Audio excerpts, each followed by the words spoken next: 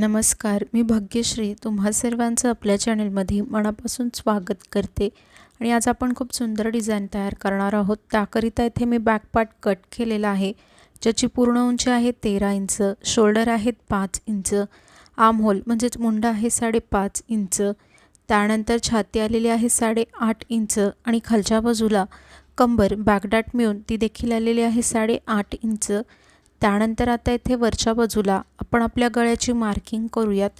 तर इथे मला माझे रेडी शोल्डर 2 इंच हवेत, म्हणून मी अर्धा इंच मार्जिनचा घेऊन 2.5 इंचावरती एक मार्क करते। त्यानंतर टेपला त्याच पॉईंटवरती ठेवून घेऊन इथे खालच्या बाजूला जी गळ्याची उंची आहे ती इथे मी 9 इंच घेते। तुम्ही मात्र तुमच्या अकॉर्डिंगलीच गळ्याची उंची आणि रुंदी घ्या। त्यानंतर जी खालची गळ्याची रुंदी आहे ती इथे मी 2.5 इंच घेऊन व्हिडिओमध्ये दाखविल्याप्रमाणे इथे तुम्हाला एक बॉक्स ड्रॉ करून घ्यायचा आहे। त्यानंतर आपण नॉर्मली जसा गळ्याचा पान आकार ड्रॉ करून घेतो ना, सेम तसाच इथे देखील तुम्हाला गळ्याचा पान आकार अगदी व्यवस्थितरित्या व्हिडिओमध्ये दाखविल्याप्रमाणे ड्रॉ करून घ्यायचा आहे।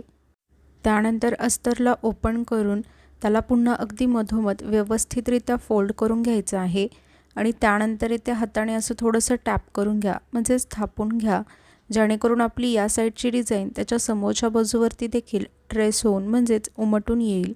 त्यानंतर इथे मी अस्तर आणि मेन फॅब्रिक घेऊन दोघांनाही अशा पद्धतीने राईट साईडवरती राईट साईड म्हणजेच बरोबरीच्या बाजूवर बरोबरीची बाजू ठेवून घेतलेली आहे। त्यानंतर आपण जसा गळ्याचा आकार ड्रॉ केला आहे अगदी त्याला व्यवस्थितरित्या व्हिडिओमध्ये दाखविल्याप्रमाणे तसाच स्टिच करून घ्यायचा आहे। आणि जर इथे तुम्ही व्हिडिओ काळजीपूर्वक पाहत असाल तर तुमच्या एक गोष्ट लक्षात आली असेल, मी गळ्याच्या मध्यभागावरती त्याला बॉल पॉईंट पिन्स लावून पिन्सने सिक्युअर करून घेतलेला आहे, जेणेकरून जेव्हा आपण गळ्याचा आकार स्टिच करू तेव्हा आपलं कापड इकडे तिकडे हलणार नाही आणि आपण जसा गळ्याचा आकार ड्रॉ केला आहे अगदी तो तसाच स्टिच केला जाईल। त्यानंतर इथे खालच्या बाजूला देखील तुम्हाला अर्धा इंच मार्जिन घेऊन व्हिडिओमध्ये दाखविल्याप्रमाणे सरळ स्टिच करून घ्यायचं आहे। जर इथे आपण अशा पद्धतीने स्टिच केलं तर बघा शेवटी आपल्याला सेपरेटली कमरपट्टी स्टिच करावी लागते, तर त्याची इथे आपल्याला गरज लागणार नाही।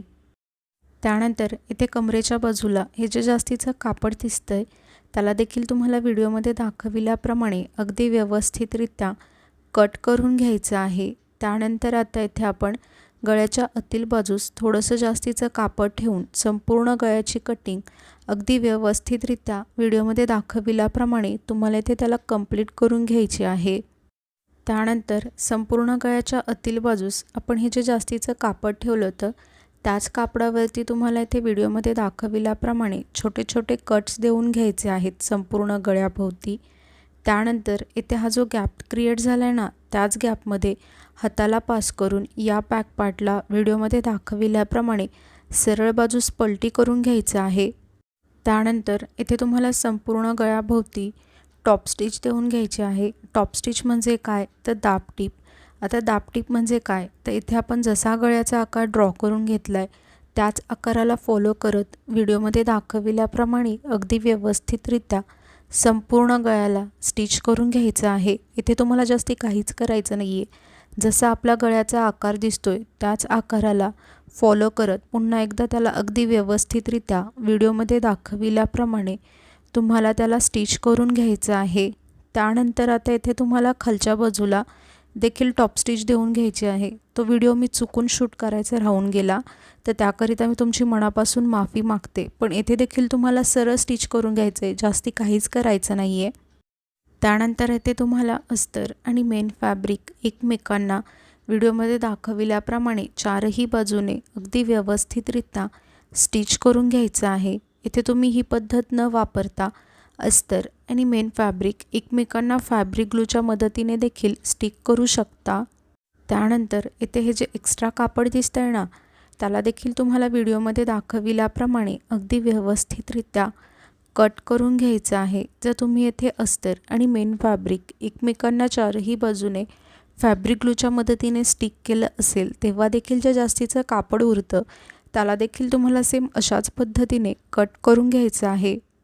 त्यानंतर हे जे आपले दोन्ही बॅकडाट आहेत त्याला इथे आपल्याला स्टिच करून घ्यायचं आहे। इथे मी तुम्हाला एकच बॅकडाट स्टिच करून दाखवते आहे, सेम तुम्हाला याच पद्धतीने जो आपला दुसऱ्या साईडचा बॅकडाट आहे त्याला देखील स्टिच करून रेडी करून घ्यायचा आहे।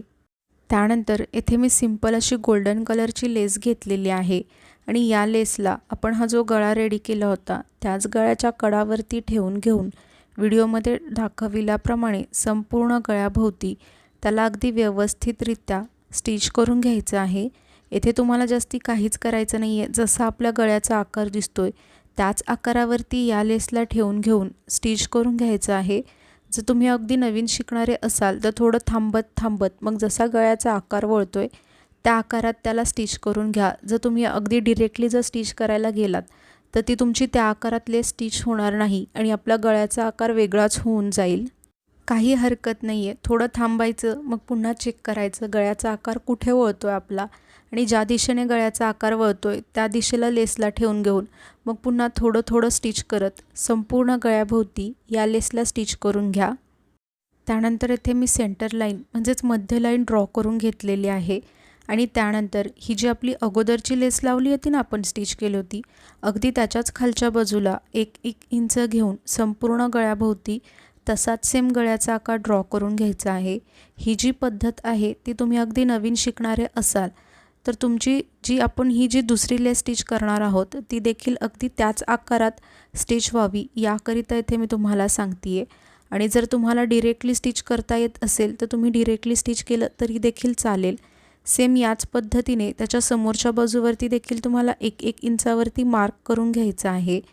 त्यानंतर याच 1 इंचाला फॉलो करत येथे तुम्हाला दुसरी लेस घ्यायची आहे आणि तिला या आकाराभोवती स्टिच करून घ्यायचं आहे। जर तुम्ही व्हिडिओ काळजीपूर्वक पाहत असाल तर तुमच्या ते पटकन लक्षात येत असेल।